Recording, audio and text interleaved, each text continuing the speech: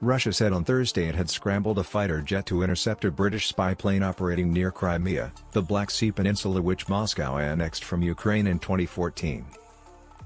Russia's defense ministry said the British foray was part of a wider uptick in military activity by the United States and its allies in the Black Sea region, something that President Vladimir Putin complained about to German Chancellor Angela Merkel in a phone call on Thursday.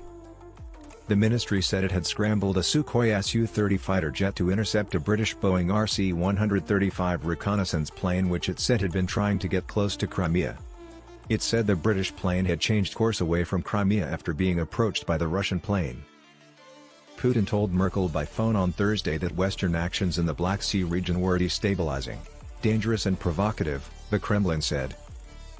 The Defense Ministry said in its statement that the increased NATO activity involved 2 U.S. warships, strategic aviation and 4 NATO spy planes in the last 24 hours, including the British one.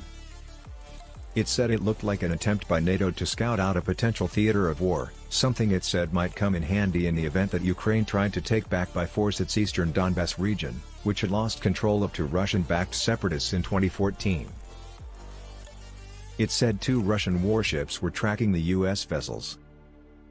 British warship HMS Defender in June exercised what London said were internationally recognized freedom of navigation rules in Ukrainian territorial waters near Crimea, drawing a fierce response from Moscow.